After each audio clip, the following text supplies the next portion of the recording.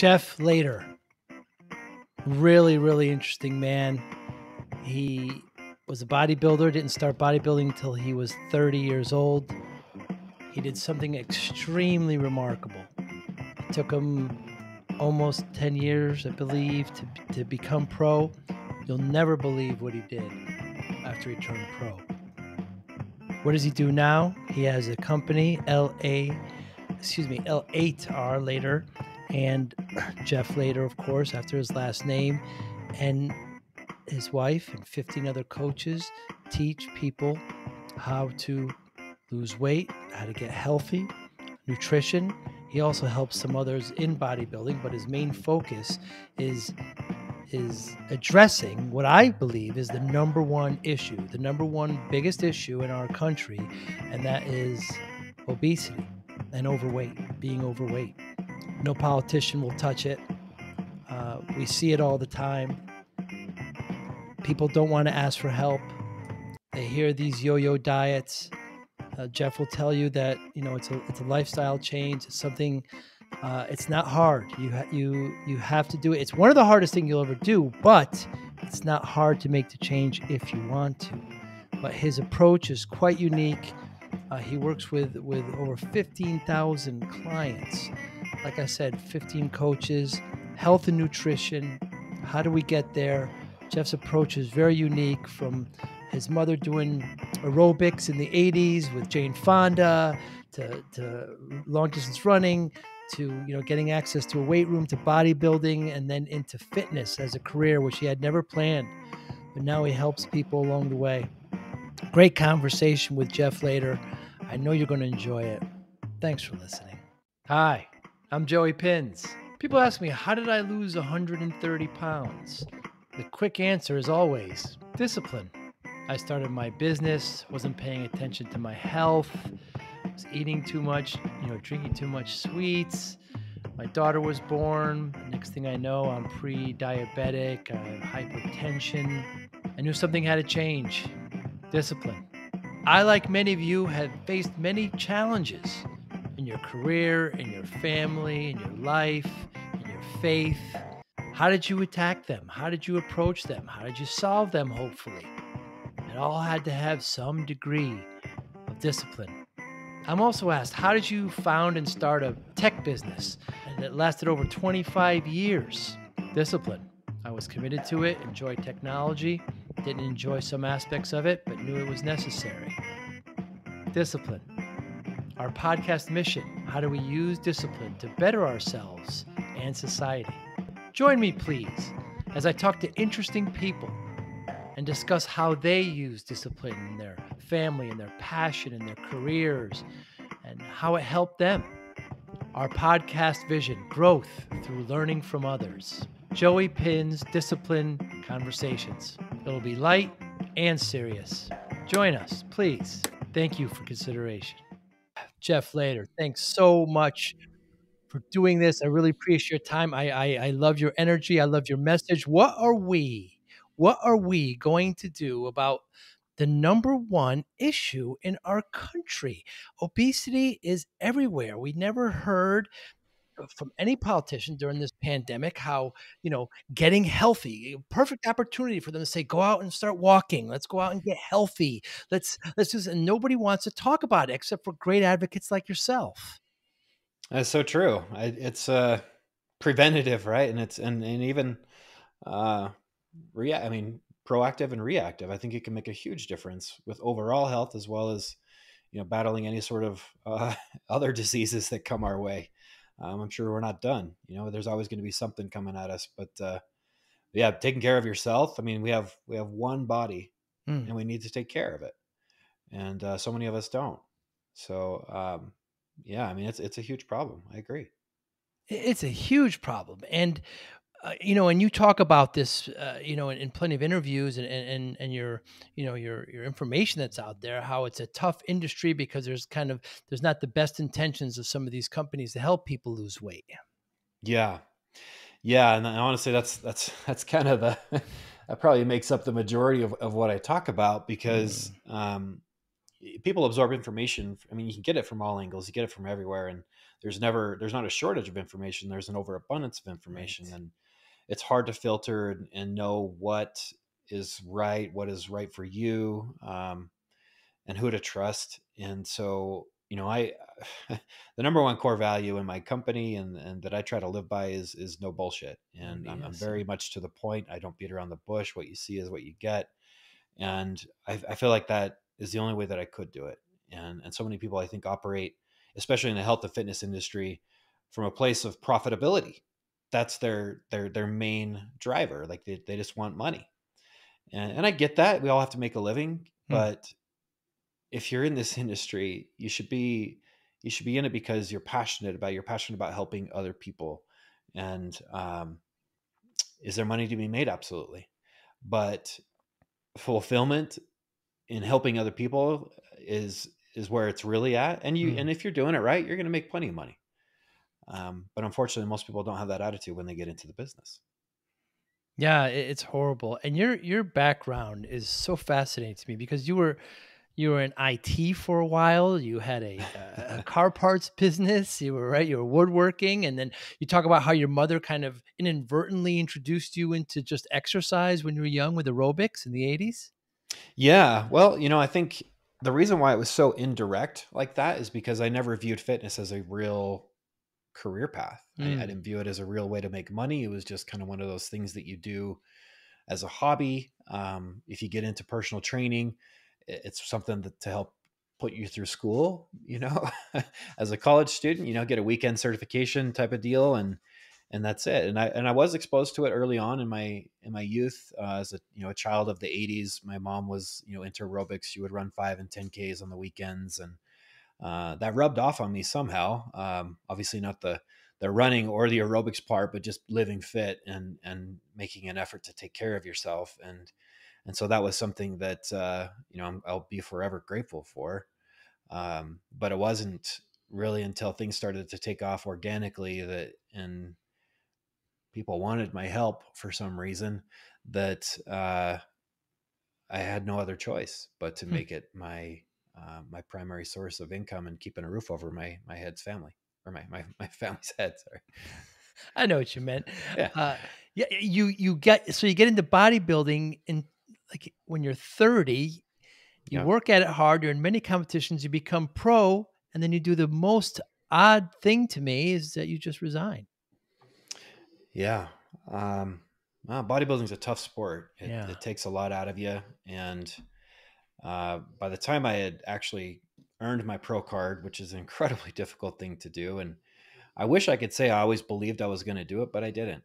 Hmm. It was such a hard thing, and so many people get really, I mean, they're really, really far advanced in the sport and get to be really accomplished, but they never can quite seal the deal. And I thought that was going to be me. I was like, oh, like when they talk to me, they'll be like, oh yeah, he was a pretty good bodybuilder, but he could never quite go all the way.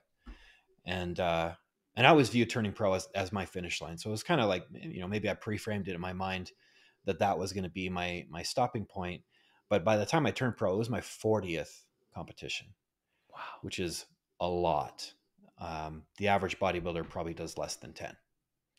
Hmm. So for me to have gone through it as many times as I did, I mean, for one, it meant that I loved it. And I took a lot of things from that sport, but and most of it was positive, honestly. Um, but it was never something I viewed as being like my career, and I never wanted to be defined as Jeff the bodybuilder. Hmm.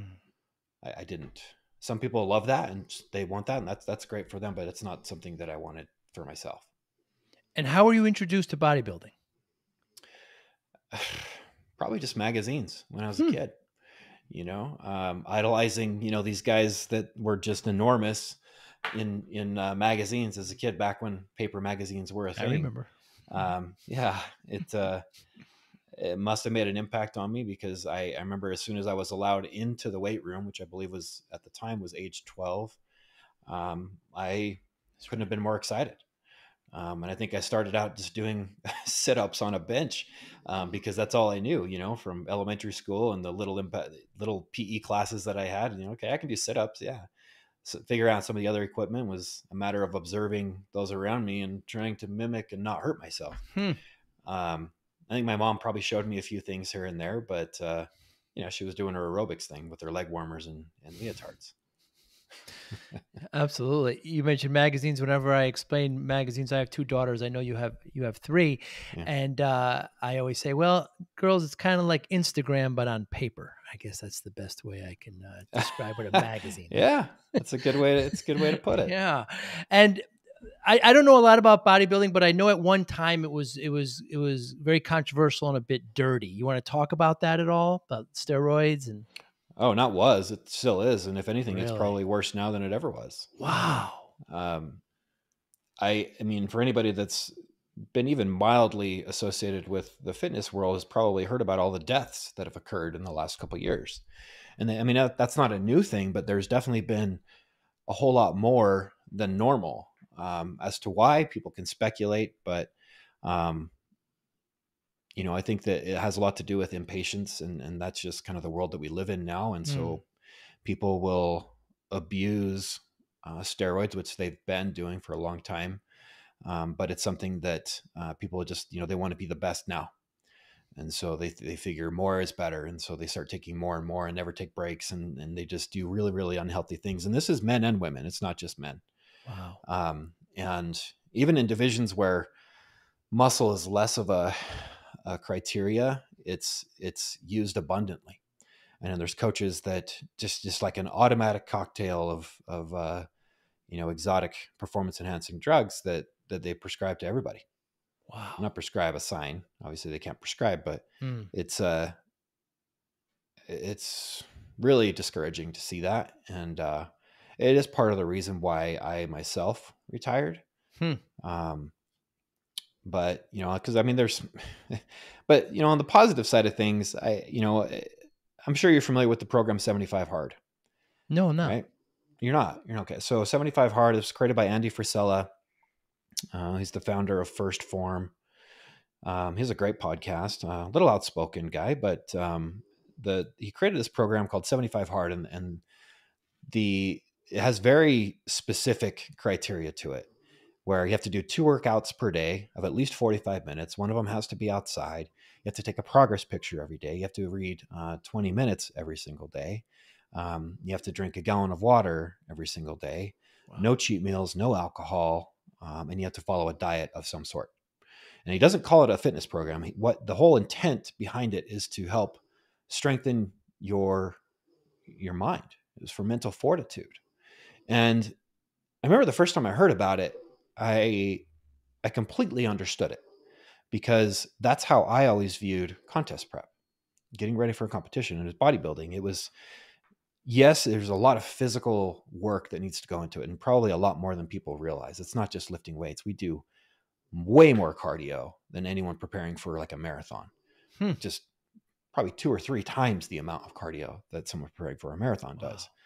And it's strict. It's round the clock, 24/7. Everything you eat, everything you drink, your sleep patterns, your stress levels, everything has to do with how your body ultimately looks when you're getting on that stage. But it's not just the physical part that you have to do. It's getting yourself to do it. And that has so much to do with your mental fortitude, whether you have it or you don't have it. And so that's, as he said, well, that was the whole intent behind 75 Hard. That's one thing that he wanted people to get from it.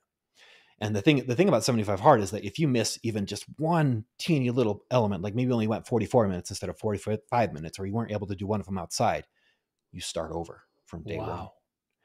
And so it's very cutthroat like that. Getting ready for a competition isn't quite like that, but I'm a very OCD and stubborn. And so I never missed a day. I never missed any element of anything. And that's definitely the benefit that I got from bodybuilding, is that mental fortitude, that discipline that I don't think it can be replicated in any other environment. Is 75 represents 75 days? 75 days. Yep. Sorry. Mm-hmm. Wow. And getting back to, is there drug testing in bodybuilding? No, there are in some divisions or in some leagues, but not in the one that I competed in. Wow. Fascinating. I think they say on paper that they do, or that it's like not allowed, but it's not regulated. Yeah. And you mentioned that you're 5'9", 230 pounds. You were at points eating 8,000 calories a day At the highest. Yeah. at the highest. I mean, you talk about the difference between dieting is easier than force feeding. Oh yeah. Yeah. I used to look forward to dieting because it meant I could eat less. I would much rather be starving than at the verge of puking. Yeah. Wow. And the reason you need all those calories is for what? It's just for pure muscle gain? Yeah, to grow. You know, you hit certain limits with your body, and to try and push past those, you have to go to extremes, and it's you know, both ways. Whether you're trying to get super super lean or trying to add new mass, it's, you know, initially when you first start out, you can build 10, 15 pounds of muscle within a few months when you first Really? start lifting, but after those initial gains, you have to fight for every ounce. And so, I mean, if I gained a couple pounds of stage weight in muscle each year, that was a huge accomplishment. Some people grow at faster rates than that, but it was a uphill battle every day for me. I'm not a big guy naturally. It took everything I got to get to the size that I'm at. Hmm. So do people still come to you now for bodybuilding? Yeah, yeah, they still do. It's not what we focus on. Um, you know, and I think the message that I put out there is it's not the sexy marketing message that people want to hear, because I talk about health. Mm. And unless you've actually been through the process itself and had been burned by it, which is just a matter of time most of the time, um, you wouldn't necessarily understand why I'd be talking about it that way. Hmm.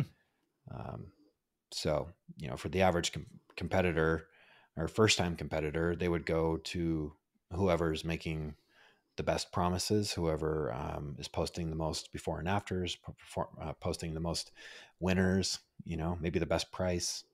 Um, but, you know, we focus on, you know, a life after the stage as well. And I mean, because I've seen people that have been fit their entire lives go through a contest prep process, get on stage, and then they're never fit again, ever. Wow. And that's unfortunate, and that happens all the time. But it's because of the extremes that people go to, lack of coaching, and carelessness on the part of the coach. Hmm. So, you know, it's, I think me being an athlete first and having competed as many times as I did, I look at it from the athlete's perspective, and I want to make sure that they are taken care of, and that they have a life after the stage. Is bodybuilding good for a person's overall health? No. It's not. It's detrimental. Yeah. Why? Because it's so extreme. Mm. I mean, I would say, I mean, the practices that you go through, you can learn a lot, like I said, and the benefit I got out of it was more mental strength, right? But I Mm. am very healthy. I think there are good ways of doing it.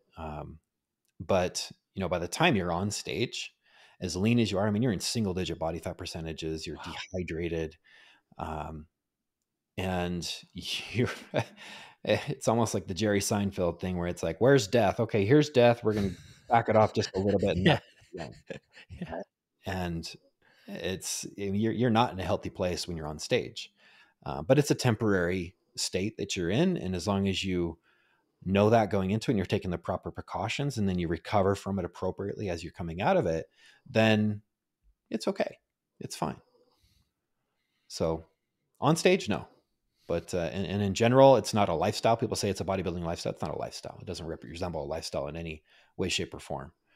But as long as you have a good balance outside of those extreme times, then I think it's something you can sustainably do for as long as you want. I the way you describe it, it sounds like a boxer, wrestler kind of cutting weight and what they are when they go to the scale. Is it similar? Yeah, yeah, it is. I mean, you know, the final stages, the final few months going into a competition, the main concern is just cutting body fat, Wow. and that's the primary concern, and the secondary concern is to keep the muscle that you have and not lose any, because a lot of people, I mean, I think some people have the impression that they're going to gain muscle through that process, but there's absolutely No way that's going to happen unless Hmm. you are on drugs. And even then, it's an uphill battle because you just don't even have the raw materials that you're consuming in the form of food for your body to produce new muscle. So it's just a matter of getting lean enough. And that takes extremes most of the time because your body fights back against, your body doesn't want to go there. Your body has Right. all sorts of self-defense mechanisms that it puts in place to prevent you from getting there.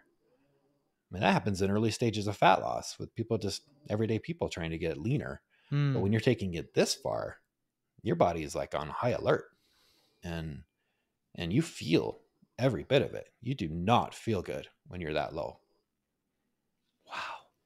And uh, just a couple more. It fascinates me. I don't know anything about the industry. How is the judging? Do they actually weigh you? Do they measure your body fat? Are there like raw numbers and you're put in certain categories and then the judges, how do they judge?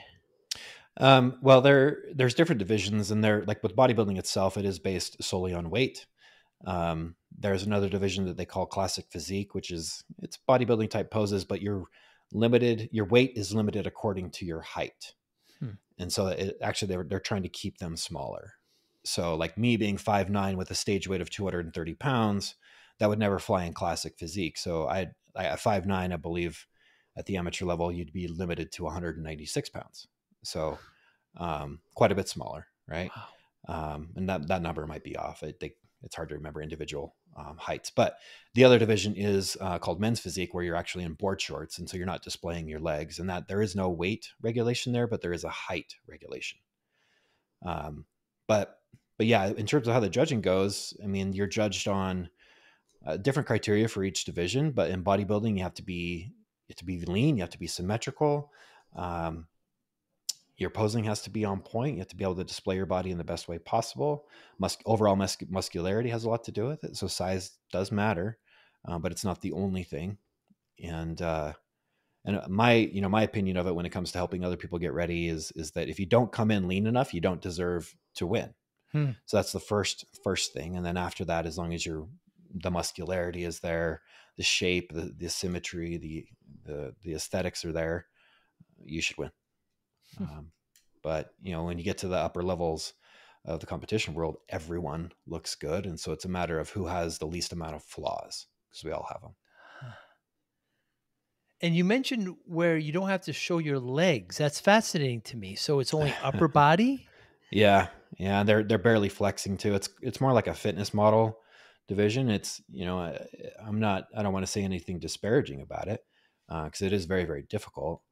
But yeah, they don't technically display their legs. They're in board shorts to their knees. I played soccer all my life, so I just kind of developed large legs. So I'm kind of built Yeah, bottom heavy, I guess you could say.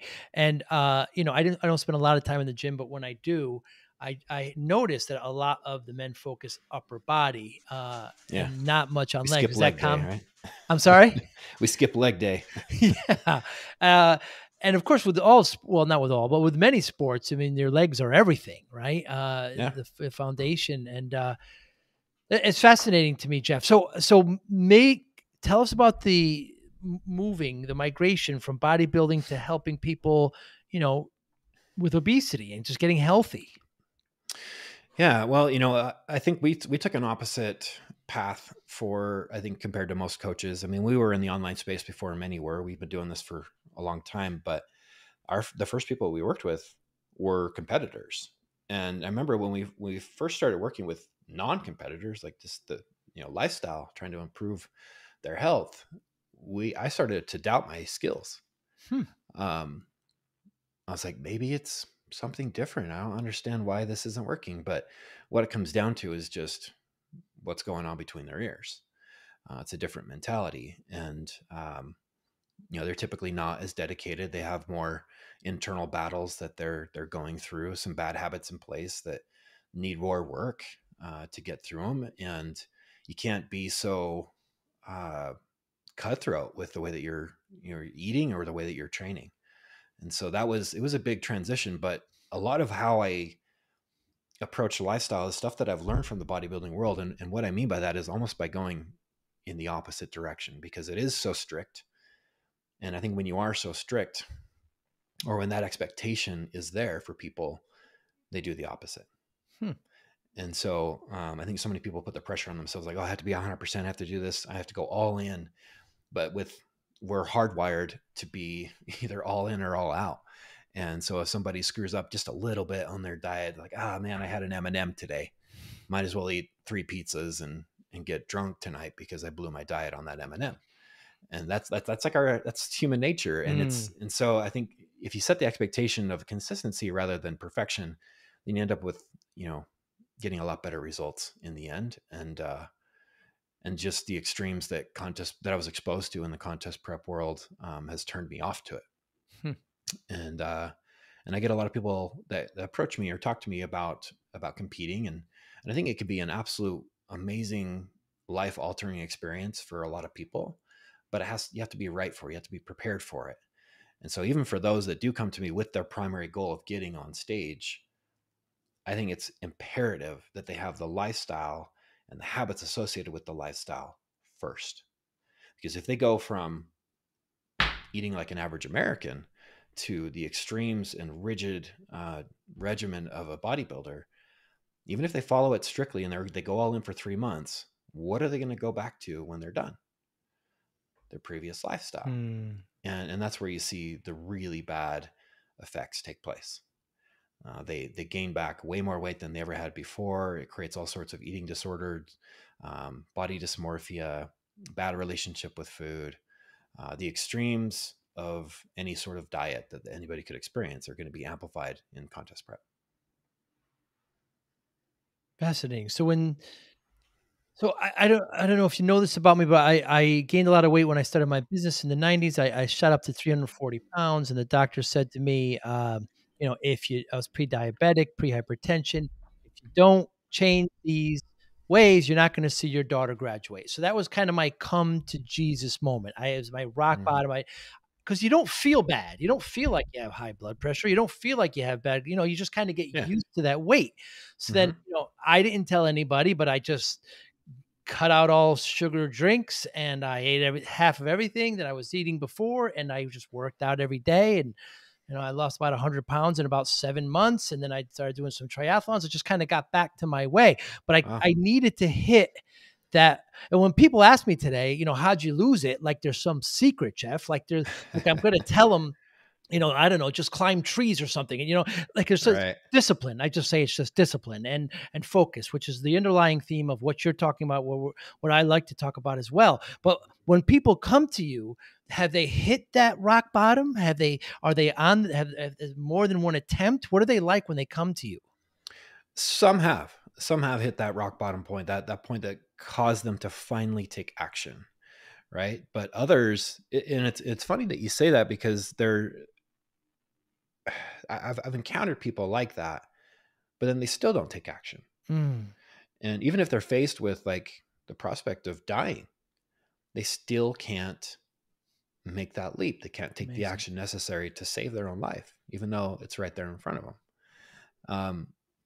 And maybe they don't have a lot to live for. I don't know. I can only imagine that would be the case, because I think when you're considering something like this, I mean, everyone has different reasons for doing so, but I don't know that everybody understands the true reason behind it. Because when you look at like fat loss and what most people's goals are, because we always talk about goal setting and what it is that why are they here? And what most people typically say to that, oh, I want to lose weight. I want to feel better in my own skin. I want to have more energy. Those are the common answers, right? But that is never their true reason. Right. And I don't even know that they know it either. And so it takes some digging, and that's where, this is where you become a coach and not just someone that's changing their food around or giving them workout assignments. That's a robot. That's all you need for that. You can Google that stuff.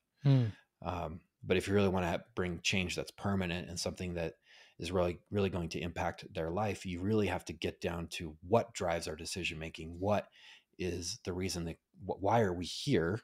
How did we get here? What decisions are we making? What's driving our decision making that keeps us here? And now how can we get out? And so we really try to figure out why do they want this? And then help them recognize all the things that they are going to get when they reach that point that they think they want to get to. So let's say that you say, Jeff, I want to lose 50 pounds. Why do you want to lose 50 pounds? I just saw myself in a picture the other day and I didn't realize I had gotten that big. And I want to lose some weight, or I have this trip coming up, or, whatever reason. It's always surface level, very, very surface level. And what they will realize as they go through this is, when they lose those 50 pounds, for one, it's doing something hard. They've proven that they can do something that most people can't, Right. which is very empowering. They gain all sorts of confidence because of how they look and how they feel. So energy levels go up, their mood enhances. They have this increased confidence. They're riding high. And then what does that do for them? Well, it could lead to new relationships, enhanced relationships, better career, better interaction with the everyday world, more confidence in just anything. And it can completely change the trajectory of your life. You have to be open to it. And you have to be, I guess, you have to allow your mind to be pliable and be coachable. But when you come, and sometimes it does take hitting that breaking point, as you said, hitting rock bottom. But the benefit that you get from it is so much more than losing 50 pounds. Right. It's not that there's 50 pounds less of you. It's all the other things that means for you in your life. And it took me a long time to realize that that's ultimately what you get. It's so true, because you realize that you're more powerful than you think. You have, and I'm hoping that those listening to this who want to lose weight and want to do it permanently will take heed and come to you, or come to somebody that'll make them accountable. You mentioned pictures. I remember when after this discussion with my doctor. By the way, my daughter just graduated college, so I saw that all the way through. But I remember seeing pictures of my wedding, and I remember telling my friends, "Why did you guys let me get this fat?" I remember started blaming people like it was their fault, and perhaps it was tongue in cheek a little bit, but still, I'm hoping that people will just say, look, I see myself in a picture. These days doctors are even afraid to tell people they're overweight because it might hurt their feelings. I understand You can get a note now from your psychiatrist, and if the doctor doesn't have to weigh you, they won't. I mean, it's ridiculous, but Wow. it's just absolutely horrible. So it's just so important. I was, I was in the airport today, and it's just, I don't mean to be mean or anything, but obesity and overweight, I understand the numbers are around 70% of Americans with those two combined. And when you're just in the public, you can just see it.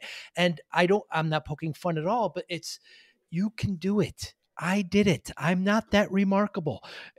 People can do it, and you want somebody to hold you accountable. You want somebody to point you in the direction. Come to somebody like Jeff. There's not really a question in there, Jeff. Just kind of a rant. well, I appreciate that. Yeah, I mean, it's just to kind of talk about what you mentioned. I mean, that's the world we live in, and unfortunately, it's only making things worse. And I don't know if you've heard this, but life expectancy has actually gone down for the first time in the history of mankind. What are we doing? Yeah. It should never do that. But I think it's a matter of like, hey, let's all be okay with being overweight. And there's the whole, and this is controversial, the healthy at every size. Can you be healthy at every size? I think it's possible, but then you also have to look at the data. And the data doesn't lie. There's a very, very strong correlation between obesity and heart disease and diabetes and high blood pressure and all these other detrimental health biomarkers that we can't ignore. And then let's all be honest. Like, how many obese elderly people do you see? Yeah, none. None. Yeah. And why is that? Well, they don't make it that far. Yeah. So it's it's a big thing. And I know I probably have these numbers wrong, and I don't have anybody fact checking me right now, but I believe COVID deaths are around 1 million. And I believe the comorbidity obesity was over like 70% of those deaths that had that. So, Yeah.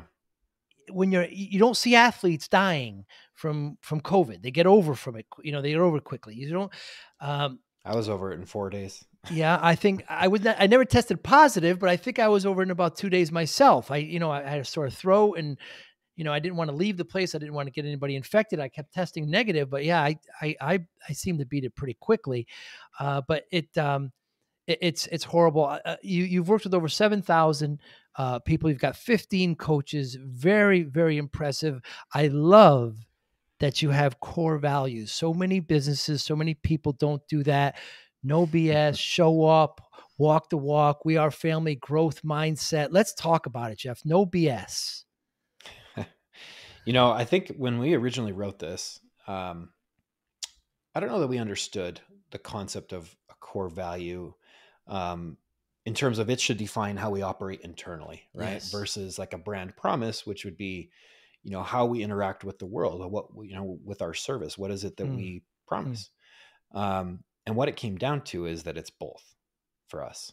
So it's a part of our brand promises as well as our core values. I mean, no BS, because the fitness world, Hmm.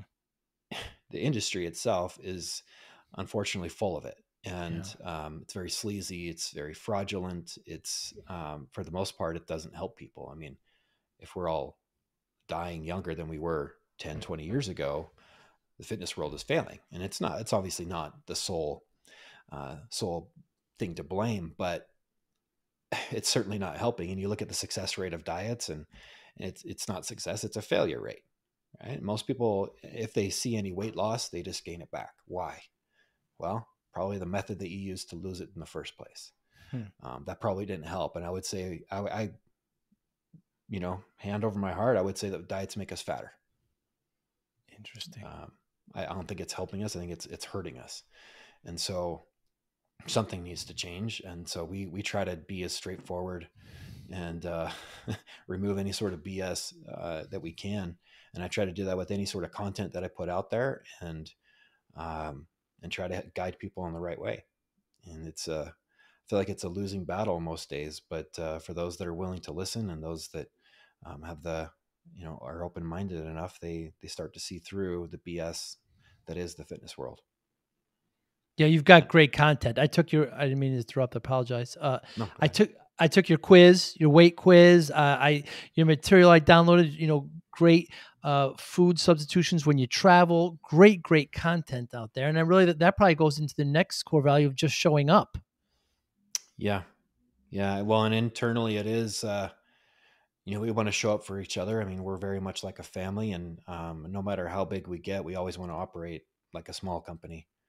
And we want to take care of each other. And we all have lives and our own battles and trials, and uh, we all want to be there for each other. And Hmm. I think we very much are. And it's a cool place to be. I think we all work remotely too, which makes it a little bit more difficult, but we have tons of interaction every single day, and we all support each other, and we all believe in our mission. And it's it couldn't not be a part of our core values. It has to be there because we all need that support. Hmm. And if you're not getting it elsewhere, you can at least get it here.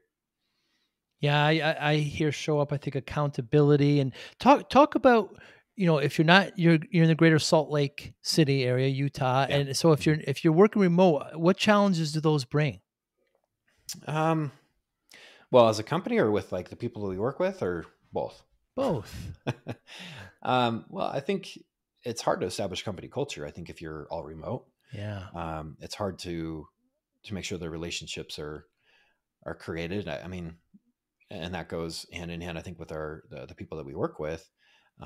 We call ourselves a relationship based coaching company. We're not just a coaching company, Hmm. and so it's important for us to create those relationships with people, create those relationships of trust. And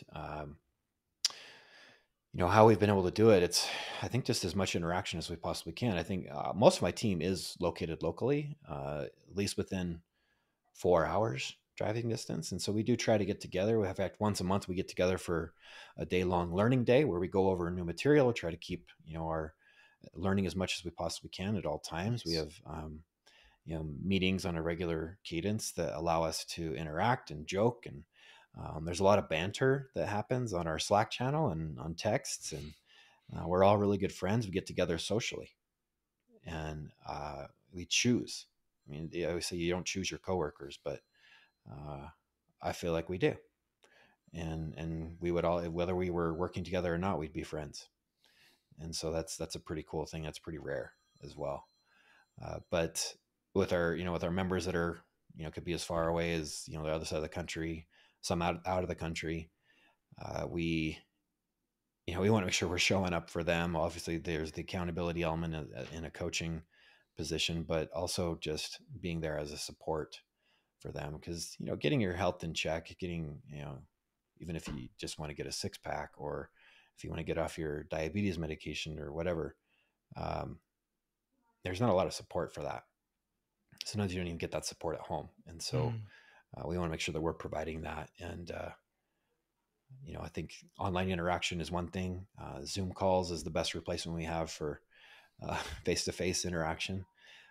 But just always being there, not just once a week, say, hi, how you doing? Here's your new plan, which is how most people do it.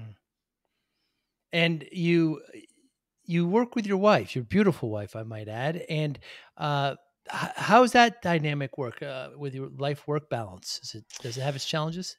Oh, it definitely does. When we first started this, we both had other jobs, and so this wasn't our primary source of income. It was taking up most of our time, but we got to the point where we were so busy, where we were both working full-time schedules, 9 to 5. And then from 5 to around 8 o'clock at night, we would meet with people in person. And it was just my wife and I for the first 5-6 years of business.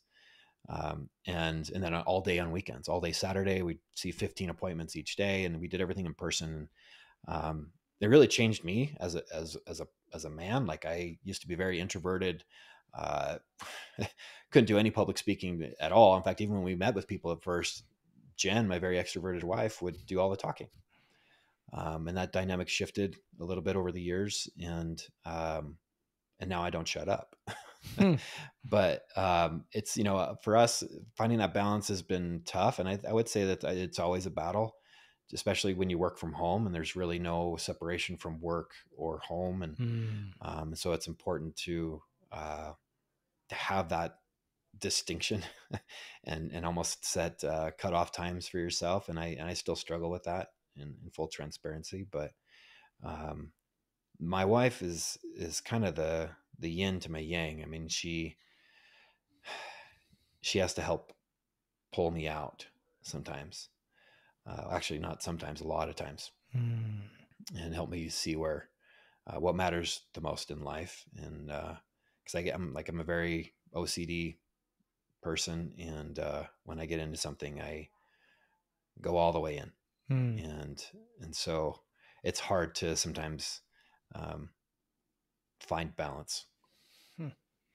But I think because of that, because of her, I am able to have some element of that. I wouldn't say that I'm perfectly balanced, because I resist a lot, but and we have our moments, just like any other couple, for sure, where it gets difficult sometimes to work with your spouse. But we've been able to make it work, and I think it's probably mostly because of her. Have you found, generally speaking, that women want to be coached by women and men want to be coached by men? No, not the case. We've had, I don't know how many coaches we've hired over the years, but I think it depends on the quality of the coach. And, I do get this question a lot, like, what does it take to become a coach at Later? And my number one criteria is that you're a good person.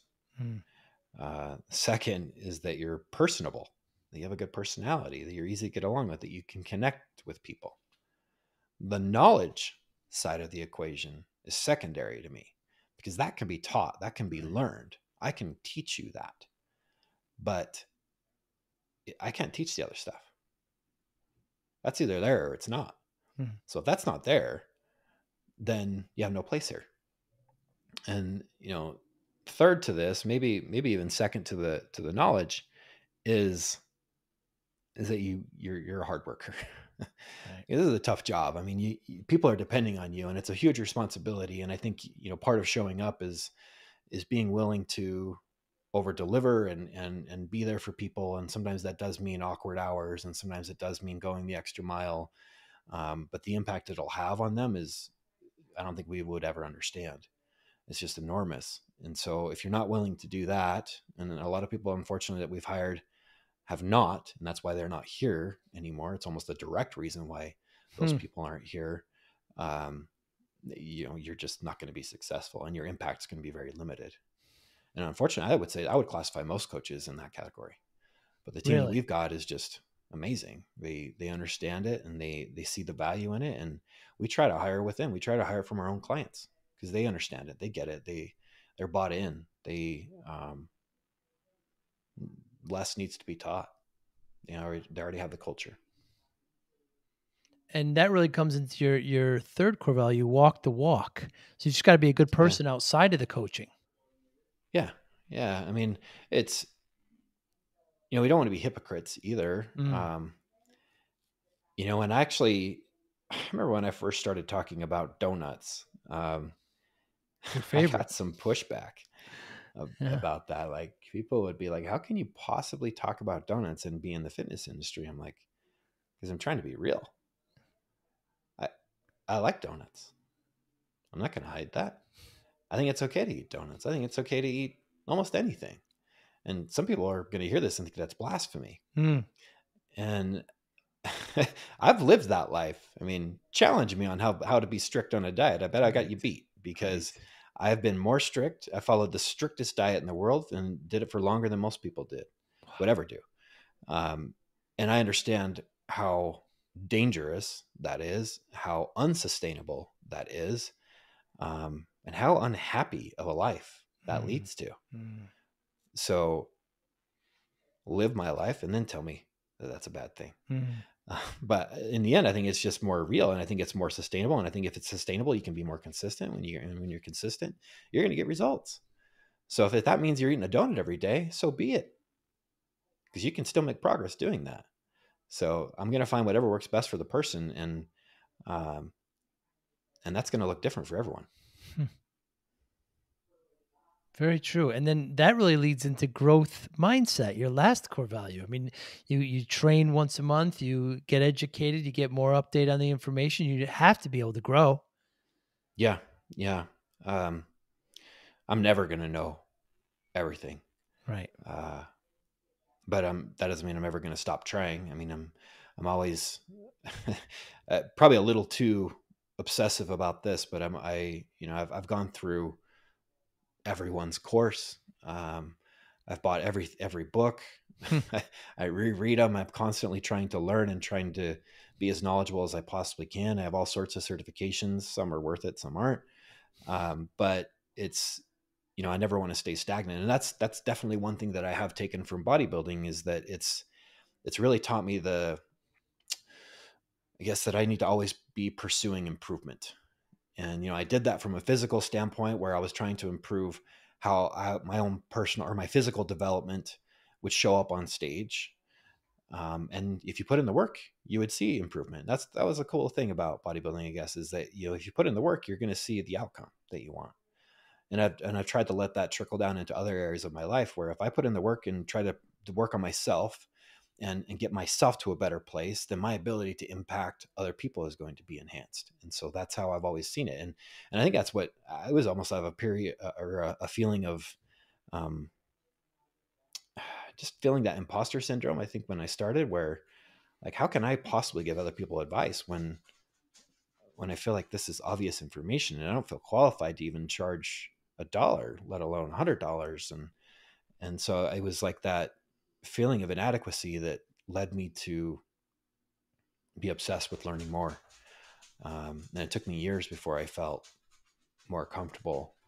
Um, and I feel like I know a decent amount now, but there's a lot more I don't know than what I do know.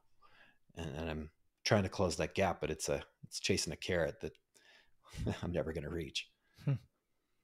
Very, very humble. How important is weight training to overall health? Uh, it's very important. I think it becomes increasingly more important the older we get. Right. Um, Even if your primary goal is fat loss, I think that weight training needs to be a part of that. And it's going to be more beneficial than cardio. Cardio is great too, and I'm not saying that it's not important and shouldn't be a part of your journey. But you're going to burn more calories when you weight train. You're going to shape your physique with weight training. You get all the other benefits of building muscle, which enhances your metabolic rate. It improves hormones. It increases strength, endurance, confidence, all sorts of things. It's a much more well-rounded exercise regimen than just doing cardio. But everyone thinks cardio when they think of fat loss because you sweat and your heart rate's elevated Mm. and it feels like you're working hard. Whereas weight training can sometimes seem, I think the way that most people train, a little bit more leisurely, but the opposite is true. And the effect that you get from weight training is going to be probably 2 to 3 times more effective than cardio. Wow. And does weight training need to be in a weight room?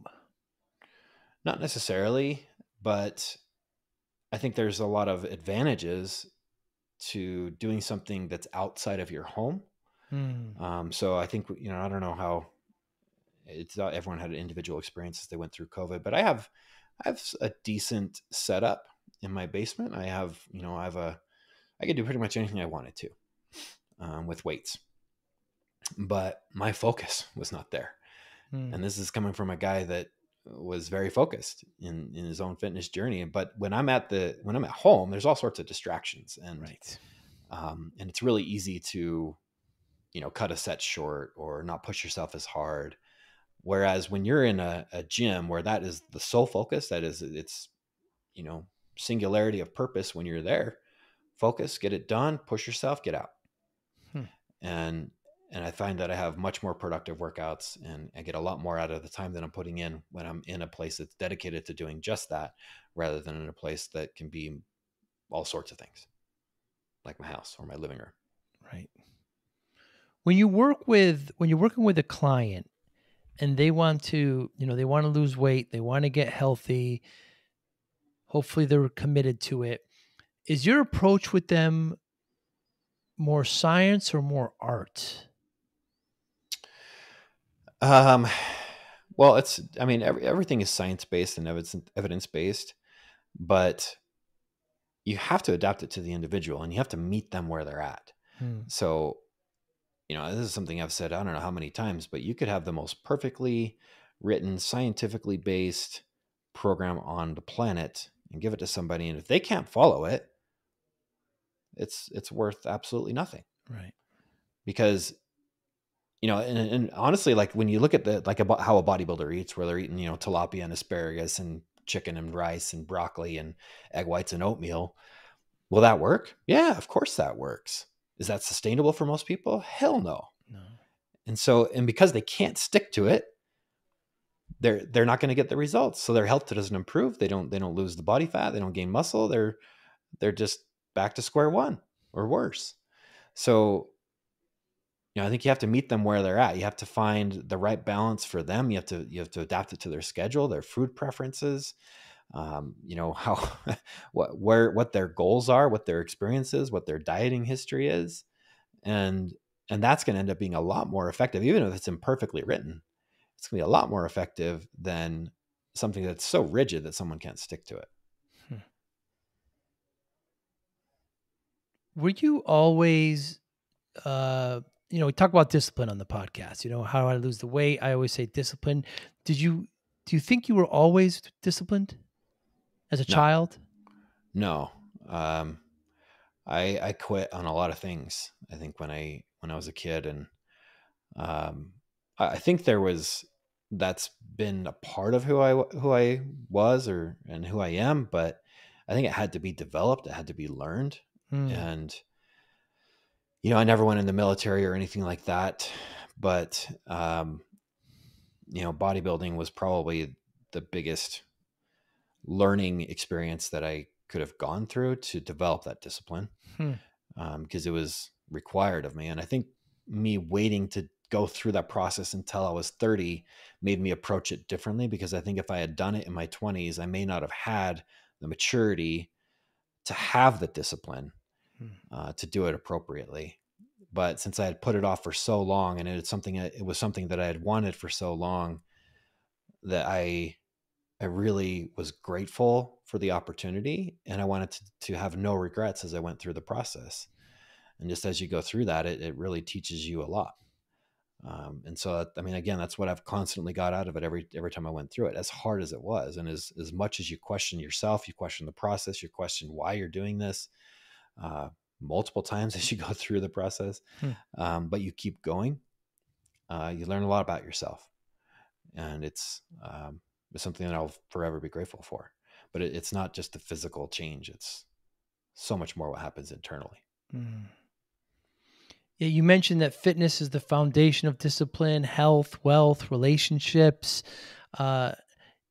Is it necessary for those clients, those people that want to lose weight, that want to work with you, to have discipline? Is it a requirement? I think some element has to be there. Yeah. But again, I think it's something that can be developed as well. And you have to meet somebody where they're at. So if if their life is in chaos, which, if we're evaluating somebody that does finally take that action and makes that decision, I think, as we were touching on earlier on, you kind of have to hit a point where you recognize that things aren't going well.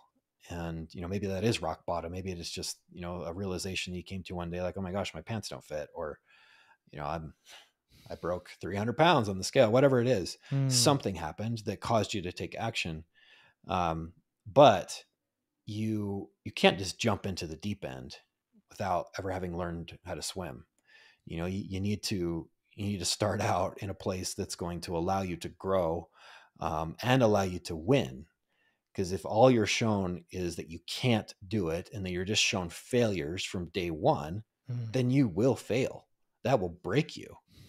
So you have to, it's not the baby step thing. It's not necessarily that, but it's just meeting you where you're at.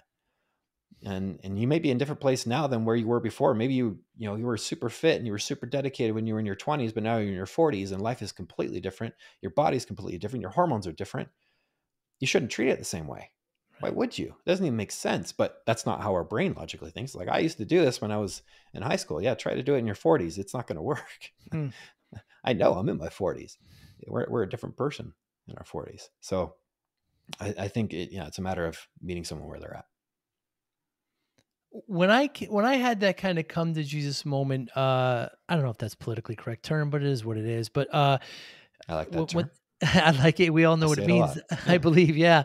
My doctor told me that. I said, damn it, Joe, you put yourself in this spot. Now you're going to get out. Do you think there's a hindrance with some people when they come to a coach like yourself, they're kind of admitting defeat and saying, I need help, and they feel that's a position of weakness? Well, I think some people probably do feel that way. I mean, I think there's a lot of negative self-talk for most people. And that, this is something I've actually looked into quite a bit and studied over the past few years. There's a book that came out in 2020 called It Takes What It Takes. And it was written by an author by the name of Trevor Moawad.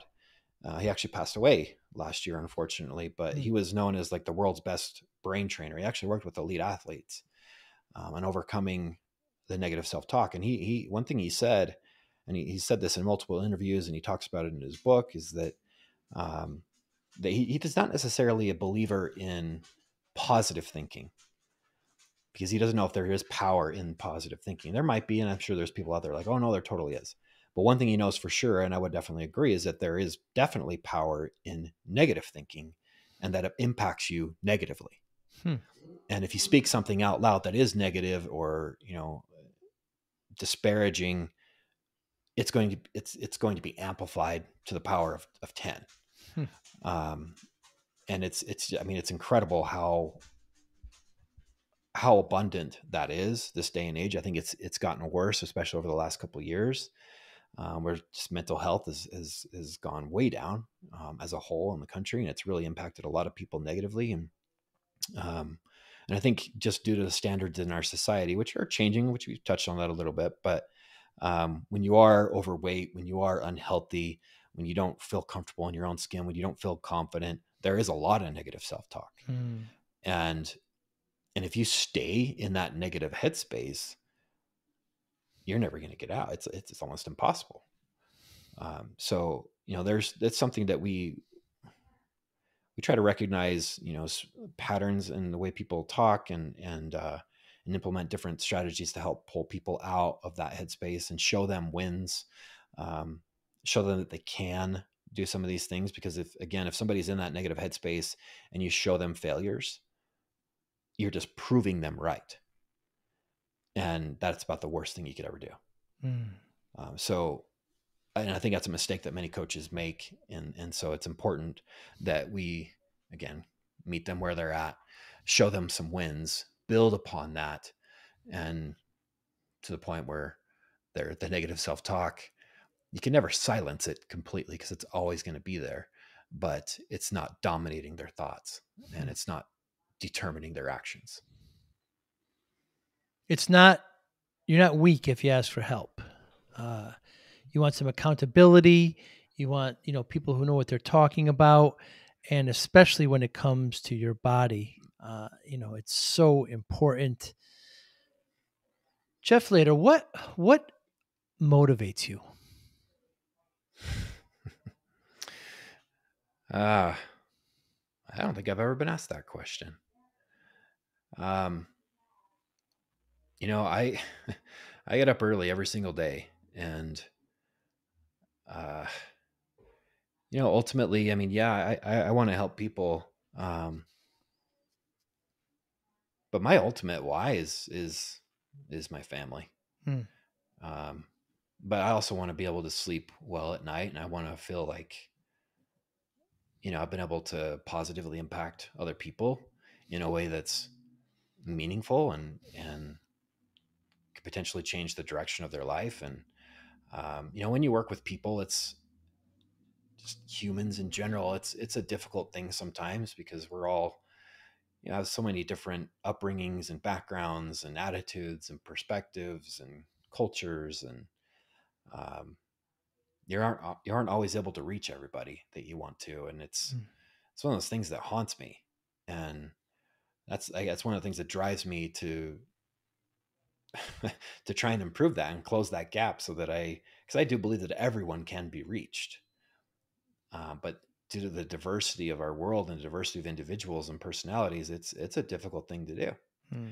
And if I'm not the person for them, then someone else out there is. And so I mean, I don't know what motivates me. I mean, just try to become the best version of myself, and that, I mean, best husband, best dad, best fur baby dad, and be as impactful for others as I possibly can. Hmm. And how do you measure success? I don't know. I mean, there's quantitative ways, there's qualitative ways. I mean, I think with the people around me are happy and fulfilled, and I am, then something's going right. Hmm. And we're always gonna have days that are bad and good, and I think it's as long as it's trending in the right direction, then we're doing good things. You can't let those bad days dominate the good days, and you want to make sure you have more good days than bad days, but you also have to accept that some of those bad days are going to come. So as long as it's trending in the right way, and you have more wins than losses, then you're doing something right. What a wonderful antidote and a perfect way to end this delightful conversation. Thank you so much, Jeff Later, for your time today. Really enjoyed it. Your content is tremendous. You're very confident, but you're never arrogant. Sometimes I see that. I see just slight, not in you, in others, and I don't like it. But you are very confident and you're very sincere in all in everything that you do on your sites and all your media and talking to you. And I really enjoy that about you. And you're doing a great thing because, again, if we go back to the very first thing we talked about, is that obesity and overweight is just a huge, I'm going to say, the largest issue in our country, maybe the world. And people like yourself are doing great things, and we need more like you. Jeff, how do we get in touch with you?